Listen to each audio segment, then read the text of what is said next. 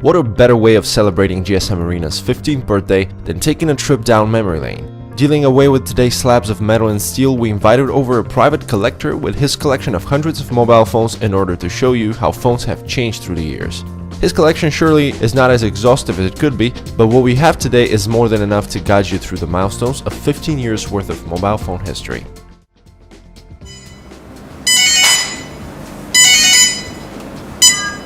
The Siemens S4 is the oldest phone in this collection. It had come out some 5 years before our website was even around.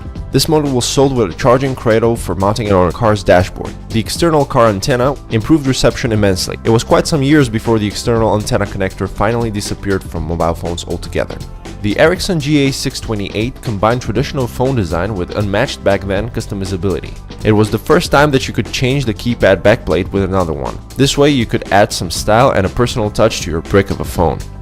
The GA628 shared the same hardware platform with a number of other Ericsson smartphones such as the GH688, which we also happen to have around. Around that time, a legendary phone was born. The Motorola StarTAC was the first clamshell phone and it sold in 60 million units, even though it was originally selling for around $1,000 US. The Nokia 6110 is the first of many Nokia 6000 series business-oriented phones, and it was certainly a landmark device. It's the first Nokia phone to have a graphical icon menu. It's also the first to come with an infrared port to connect to a computer. And it's also the first phone from Nokia to come with the Snake game. Remember that?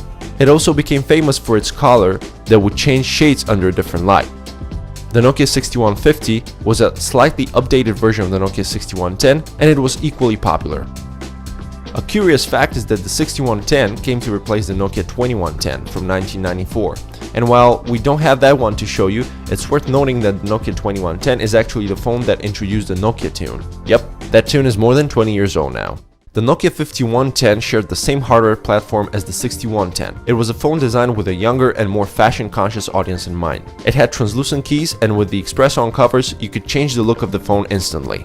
That really put in motion the mobile accessory market, which literally skyrocketed in the early 2000s, helped nonetheless by the advent of the Nokia 3310. The original Matrix movie debuted in 1999, and it featured a banana-shaped Nokia handset. The phone for the movie was based on the Nokia 8110, which we have here today. However, Nokia never had the 8110 with a spring-loaded key cover that can slide out upon a press of a button. At least not until the Nokia 7110 appeared the following year. Nokia was not afraid to experiment with the form factor even back in 1998. But that same year, German manufacturer Bosch already had a phone with a key cover that you can open at the press of a button. It was the Bosch Com 908, and while it was Motorola that came up with this form factor in the first place, it wasn't until Ericsson picked up the flip cover form factor next year that it became a true hit. The first phone with a color display came out in 1998. It was the Siemens S10, and its screen could only visualize 4 colors, but it was nonetheless considered a breakthrough. The same year saw the release of the Siemens S10 Active, which was Siemens' first of many phones with enhanced shock, dust, and splash protection. The Nokia 3210 was one of the hallmark Nokia phones, and it had a huge success among the younger crowd. It was one of the first phones with an internal antenna design, and it also allowed for both the front and back panel to be changed with different ones. The Nokia 7110 was at the other end of the spectrum, being Nokia's flagship product at that time, and as some call it, the most desirable phone on the planet. It had a huge screen, a spring-loaded key cover like that prop phone from the Matrix movie, and the first ever WAP browser, which allowed you to check the weather, flight information, and also basic WAP sites. Again in the same year, Ericsson came out with the T28, the slimmest and lightest phone on the market back then. It had voice dialing and a flip that opened on the press of a button. We don't have that one to show you, but the Ericsson T10 was Ericsson's more affordable version of this design, although it wasn't nearly as thin. The Siemens C25 and S25 became quite popular at that time. The S25 was Siemens' first dual-band phone and also had an infrared port. In that same year, their fellow Germans over at Bosch came out with a unique styling for their Bosch 909. It was also probably one of the first phones with a blue screen backlighting. Nokia's first phones with blue backlight came out a year later. Those were the Nokia 8250 and the Nokia 8890. The Sony Ericsson 380S was a high-end device that combined cell phone duties with a PDA functionality, the latter being a huge buzzword back then. It was the first device ever to use the Symbian OS, though at that time it didn't allow installing any apps. The R380 had a black and white touchscreen display, partially covered by a flip, and it could connect to the internet so you can check your email. It was introduced in the year 2000, and it was about that time that GSMArena.com was first set up. The Ericsson R320S is another Ericsson phone that we have from this year. It's a super slim phone with an attachable belt clip, and it was targeted at business users. There are certainly other phones that came out in the year 2000 which deserve our attention, but unfortunately they're not part of this collection. The Nokia 3310 came out around that time and it quickly became a smash hit, although it sold in slightly lower numbers than the 3210. The Ericsson R310S was the company's first waterproof phone, and even if not a sales record holder, it certainly did make for an impressive in-store demo. The Sony CMD J5 had a unique jog dial for navigating the menus, and by having a high-resolution graphical display, polyphonic ringtones, and innovative mobile games, it certainly stood out in the crowd. The Siemens SL42 is a remake of the original Siemens SL45, which was launched a year earlier as the first phone to play MP3 music tracks. Both phones have an MMC memory card slot, a storage media format that's now obsolete. This one had 16 megabytes worth of storage on the card. The Ericsson T65 was a highly popular model and intriguingly is the first mobile phone with a sealed battery. The only way you can get your battery changed was in a service center. Year 2001 certainly saw lots of phone releases. The fashionable Nokia 8310, which was the first Nokia with FM radio. There also was the business-minded Nokia 6310, which was quite popular, and not to mention the unique Nokia 5510 with its full QWERTY keyboard. The Ericsson T66 was Ericsson's smallest phone yet, weighing only 59 grams, while the Ericsson T68 was the first phone ever with a proper color screen, an LCD STN unit with 256 color rendition. It's also one of Ericsson's last phones before the joint venture with Sony. And finally, the Ericsson T39, which came out that same year, was the first ever to have Bluetooth capabilities. The first product of the Sony Ericsson joint venture was the T68i, an upgraded version of the T68. It didn't have a built-in camera, but the company used to sell a snap-on camera add-on for it. The Sony Ericsson P800 was the company's first smartphone, and it had a PDA-like touchscreen operated with a stylus. Its screen could display up to 4096 colors. It came with Sony's proprietary memory stick card slot. A 16 megabyte card was included back in the day.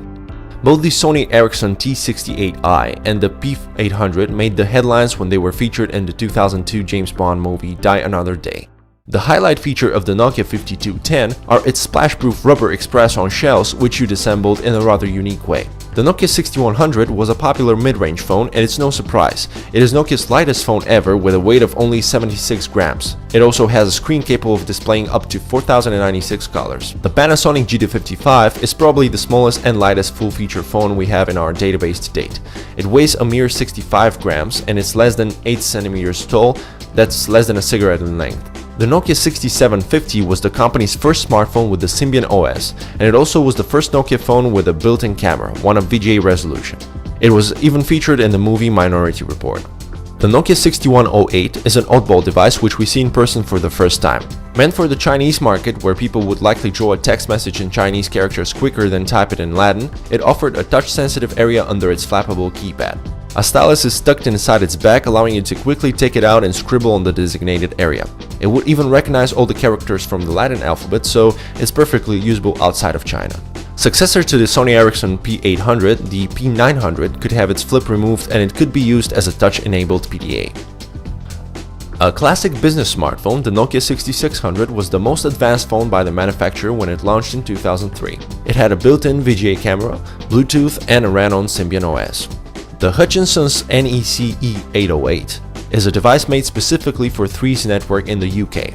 It's a huge clamshell with a rather large color screen meant to allow you access to Hutchinson's 3G services. And 3, by the way, was the first carrier to launch a commercial 3G network in the UK. The Siemens Xelibri line is full of weird phones, and one of them is the Xelibri 3. It's meant to be worn around the neck, and it doesn't even have a proper keyboard. You can imagine how hard it was to punch in the numbers, not to mention the overly confusing menus inherent to Xelibri phones. We can already guess why this phone is in such good condition.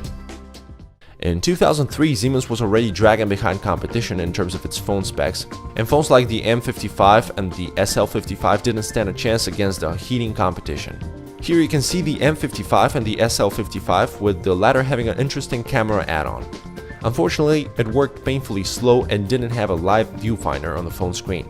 The Nokia 6630 was Nokia's first 3G smartphone, and it was the company's flagship device when it was released in 2004. It had a 1.3 megapixel camera, and it even offered video recording, but quality was far from stellar. It made use of the RS MMC type of memory cards, and it shipped with a 64 megabyte card.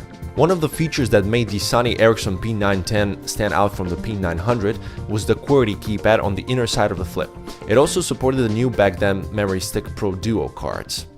When it was introduced in 2004, the Motorola Razr V3 immediately set the standard for sleek design. Its successor, the Razr V3i, had a better camera and improved displays. It also supported microSD cards, paving the way for what was to become the industry's sole memory card standard. The original Razr V3 was so popular that in the 4 years of its existence, it sold in a total of 130 million units, which is about 4 times as any of the iPhone 3Gs. The Nokia 1110 was also launched in 2005 and perhaps remains the best-selling phone of all times, with around 250 million units sold around the globe. The Nokia N91 was the most advanced music phone at that time. It integrated a miniature 4GB hard drive.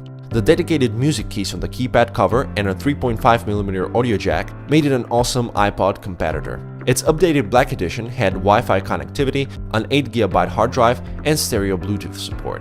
The Nokia 9300i followed in the steps of the Nokia Communicator series, though it was slightly cheaper and it didn't bear the branding. When closed, it looked like a cumbersome phone, while when open, it resembled a small laptop. It didn't have a camera, but it did have Wi-Fi connectivity and an Opera web browser. It also could open and edit Office documents. The final phone we have here today is the Samsung X830, which sports a rather unusual design.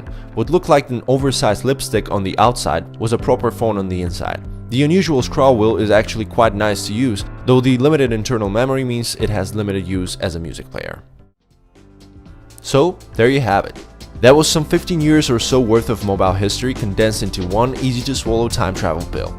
We hope you enjoyed it as much as we did. We don't know what the future will bring, but we sure hope it's as intriguing as the history we went through just now. And we hope that GSMArena.com will be around for at least another 15 years, reporting as phones evolve even further.